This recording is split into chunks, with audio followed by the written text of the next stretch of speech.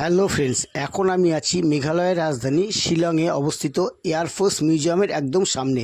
এই শিলং এয়ারফোর্স মিউজিয়ামের আরেকটি ভিডিও এর আগে আমি তোমাদের দিয়েছি।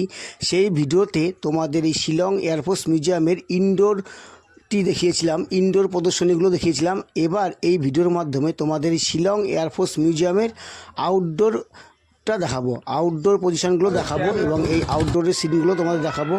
চলো ভিডিওটি শুরু করা যাক। Shillong air force museum.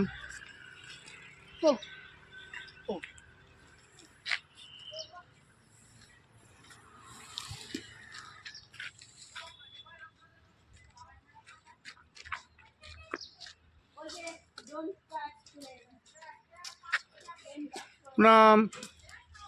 হ্যালো।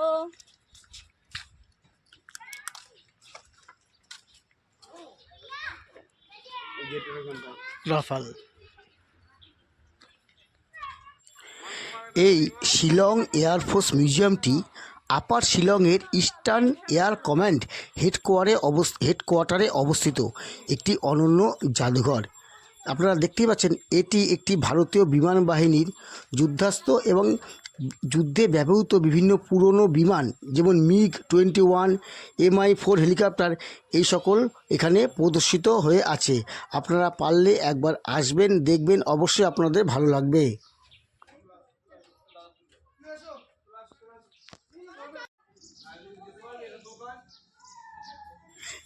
এটি হচ্ছে সেই Mi-4 হেলিকপ্টার, যা 1971 সালের যুদ্ধে ব্যবহৃত করা হয়েছিল। এছাড়াও এই মিউজিয়ামে রয়েছে ক্যারিবু DHC-4 নামক বিশেষ যুদ্ধবিমান।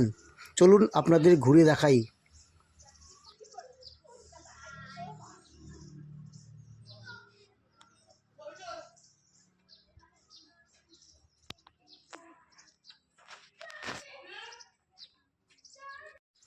আর এই মিউজিয়ামে প্রবেশের জন্য বেশ কিছু জরুরি তথ্য জেনে নেওয়া প্রয়োজন।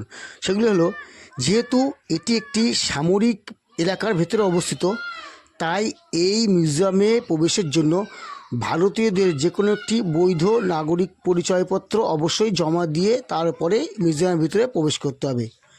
আর এই মিউজিয়ামে বা এই জাদুঘরে বিদেশি নাগরিকদের প্রবেশ নিষেধ। কোনো বিদেশি নাগরিক এই মিউজিয়ামে প্রবেশ করতে পারবে না। আর এই মিউজিয়ামটি আপনারা কখন খোলা হবেন? প্রতিদিন সকাল 9টা থেকে বিকেল 5টা পর্যন্ত এই মিউজিয়াম খোলা থাকে। প্রতি সোমবার এবং জাতীয় যে কোনো ছুটির দিন বাদে সকল দিনই এই মিউজিয়াম খোলা থাকবে। একমাত্র প্রত্যেক সপ্তাহের সোমবার এই মিউজিয়াম বন্ধ থাকে। তো বন্ধুরা, ভিডিওটি কেমন লাগলো তা অবশ্যই কমেন্ট বক্সে কমেন্ট করে জানাবে। আর আমার এই চ্যানেলে নতুন হলে চ্যানেলটিকে অবশ্যই সাবস্ক্রাইব করে পাশে থাকবে। ধন্যবাদ।